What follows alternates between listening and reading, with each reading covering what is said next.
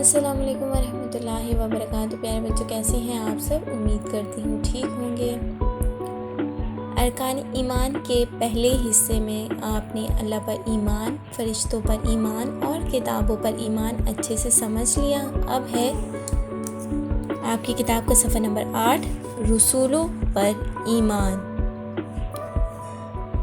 اللہ تعالیٰ نے ہر زمانے میں مختلف علاقوں میں رہنے والے لوگوں کو اللہ کی طرف بلانے، نیک کام کرنے کا، کہنے اور برائیوں سے بچنے کا حکم دینے کے لیے کم و بیش 1,24,000 انبیاء علیہ السلام کو دنیا میں بھیجا۔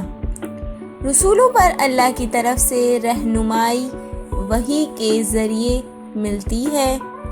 رسولوں پر ایمان لانے کا مطلب یہ ماننا ہے کہ اللہ تعالیٰ نے حضرت آدم علیہ السلام، جو سب سے پہلے نبی تھے، سے لے کر حضرت محمد مصطفیٰ صلی اللہ علیہ وسلم تک جتنے نبی بھیجے سب سچے تھے۔ حضرت محمد صلی اللہ علیہ وسلم اللہ تعالیٰ کے آخری نبی ہیں، اس لیے آپ صلی اللہ علیہ وسلم خاتم النبیین ہیں۔ آپ صلی اللہ علیہ وسلم پوری دنیا کے ہر انسان کے نبی ہیں۔ یہودی حضرت موسیٰ علیہ السلام کو نبی مانتے ہیں، جبکہ عیسائی حضرت عیسیٰ علیہ السلام پر ایمان رکھتے ہیں، لیکن مسلمان سب نبیوں کو مانتے ہیں۔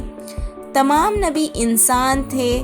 تمام نبیوں کی دعوت ایک تھی کہ صرف ایک اللہ کی عبادت کرو، انسانوں پر ظلم نہ کرو اور ہر برائی سے بچو۔ پیارے بچوں، رسولوں پر ایمان لانے کا مطلب کیا ہے؟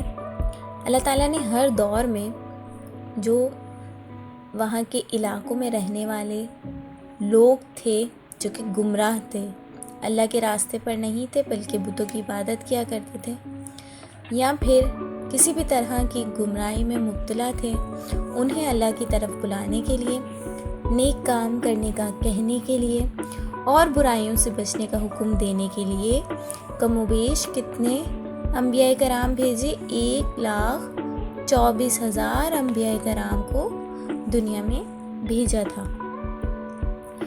اور رسولوں پر اللہ تعالیٰ کی طرف سے رہنمائی کس طرح ملتی تھی؟ وحی کے ذریعے ملتی تھی۔ وحی لے کر کون آیا کرتے تھے؟ حضرت جبرائیل علیہ السلام۔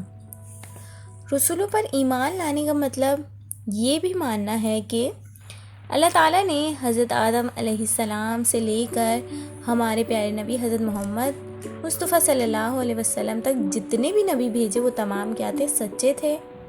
اس بات میں کوئی شک نہیں ہے۔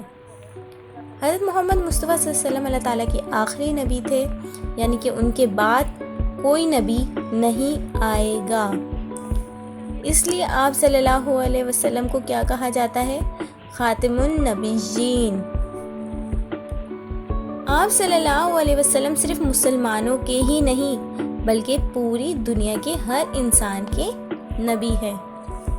یہودی جو ہیں، یہودی حضرت موسیٰ علیہ السلام کو نبی مانتے ہیں، جبکہ جو عیسائی ہیں حضرت عیسیٰ علیہ السلام کو نبی مانتے ہیں اور ان پر ایمان رکھتے ہیں۔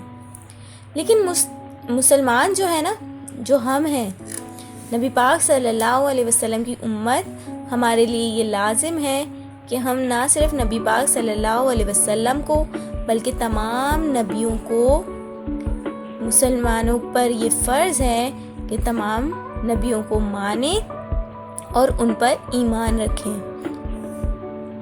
تمام نبی انسان تھے۔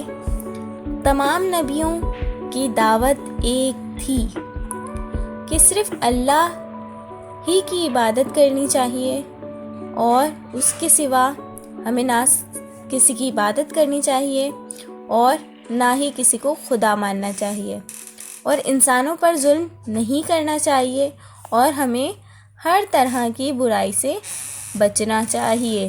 یہ تمام نبیوں نے، رسولوں نے یہ بات انسانوں تک پہنچائی۔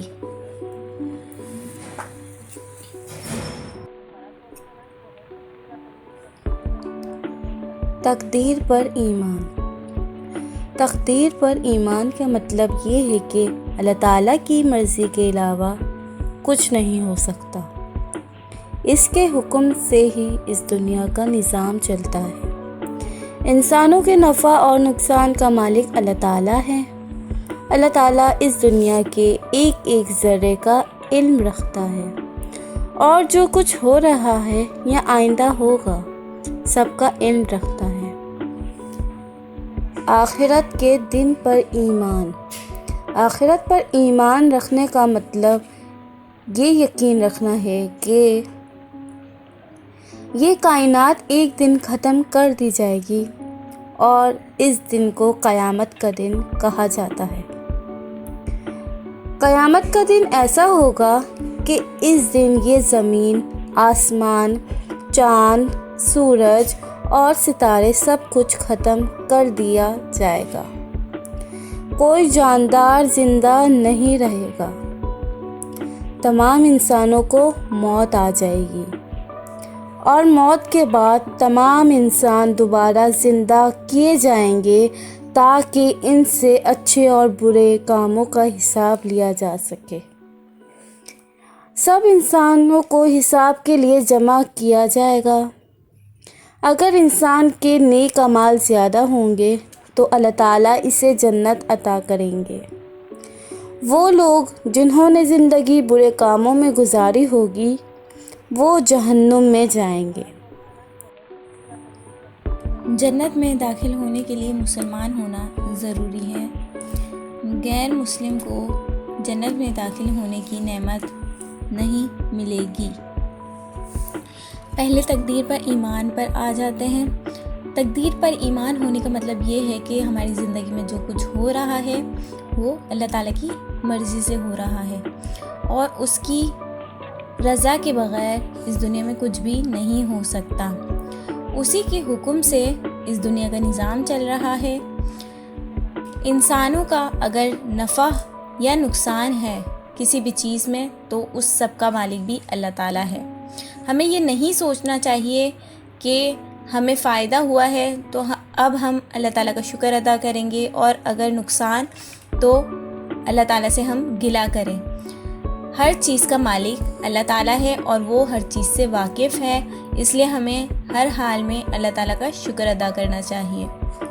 اللہ تعالیٰ اس دنیا کے ایک ایک ذرے کا علم رکھتا ہے، یعنی کہ دنیا میں جو کچھ بھی ہو رہا ہے اللہ تعالیٰ اس چیز سے واقف ہے، بے خبر نہیں ہے، اور جو کچھ ہو چکا ہے یا پھر آئندہ ہونے والا ہے اللہ تعالیٰ کو ہر چیز کا علم ہے۔ آخرت کے دن پر ایمان کیا ہے؟ آخرت پر ایمان رکھنے کا مطلب یہ ہے کہ یہ کائنات ایک دن ختم کر دی جائے گی، اور اس دن کو قیامت کا دن کہا جاتا ہے، یعنی کہ جب حضرت اسرافیل علیہ السلام سور پھونکیں گے تو قیامت کا دن آئے گا، اور اس کے بعد یہ زمین، آسمان، چاند، سورج، ستارے سب کچھ اللہ کے حکم سے ختم کر دیا جائے گا۔ کوئی جاندار زندہ نہیں رہے گا۔ تمام انسانوں کو موت آ جائے گی، اور موت کے بعد تمام انسان دوبارہ زندہ کیے جائیں گے، یعنی کہ جن کی موت ہو چکی ہے اللہ تعالیٰ کے حکم سے ان کو دوبارہ زندہ کیا جائے گا، تاکہ ان سے ان کے اعمال یعنی کہ اچھے برے کاموں کا حساب لیا جائے گا۔ جو بھی انہوں نے زندگی میں اعمال کیے ہوں گے ان کا انہیں حساب دینا ہے۔ ہم تمام انسانوں کو، سب انسانوں کو حساب کے لیے جمع کیا جائے گا۔ اگر کسی انسان کے نیک اعمال زیادہ ہوئے تو اللہ تعالیٰ اسے جنت عطا۔ جب سب انسانوں کو حساب کے لیے اللہ تعالیٰ کے سامنے حاضر کیا جائے گا، جمع کیا جائے گا، تو اگر ہم نے اچھے اعمال کیے ہوں گے، نیک اعمال کیے ہوں گے، تو ہمارے نیک اعمال کا پلڑا بھاری ہوگا، اور اگر ہم نے برے اعمال کیے ہوں گے تو ہمارے برے اعمال کا پلڑا بھاری ہوگا۔ جن لوگوں نے نیک اعمال کیے ہوں گے اللہ تعالیٰ انہیں جنت عطا کریں گے، اور جن لوگوں نے اپنی زندگی اللہ تعالیٰ کے حکم کے بجائے برے کاموں میں گزاری ہوگی وہ جہنم میں جائیں گے۔ ٹھیک ہے، یعنی کہ ہمیں ہر دم کوشش کرنی چاہیے کہ اللہ تعالیٰ کے سامنے جب ہمیں حاضر کیا جائے تو اس دن ہم اللہ تعالیٰ کے سامنے شرمندہ نہ ہو اور ہمارے نیک اعمال کا ہی پلڑا بھاری ہو۔ جنت میں داخل ہونے کے لیے مسلمان ہونا بہت زیادہ ضروری ہے۔ ٹھیک ہے، مسلمان اگر نہیں ہے، اگر آپ اللہ تعالیٰ پر ایمان نہیں رکھتے، اگر آپ شرک کرتے ہیں تو آپ جنت میں نہیں جائیں گے، کیونکہ اللہ تعالیٰ شرک کو برداشت نہیں کرتا۔ جس طرح کے مسلمان جو لوگ ہیں وہ صرف اور صرف اللہ تعالیٰ کو ہی خدا مانتے ہیں، صرف اور صرف اسی لیے مسلمان ہی جنت میں جائیں گے اور غیر مسلم جنت میں نہیں جائیں گے۔ اللہ تعالیٰ ان کو جنت میں داخل ہونے کی نعمت نہیں دے گا۔ امید کرتی ہوں آپ کو ارکان ایمان کے بارے میں تفصیلاً اچھے سے سمجھ آ چکا ہوگا۔ اس کے باوجود اگر کسی بھی قسم کی کوئی بھی کنفیوژن ہو آپ کے دماغ میں تو آپ مجھ سے سوال کمنٹ میں کر سکتے ہیں۔ اپنا خیال رکھیے گا۔ اللہ حافظ۔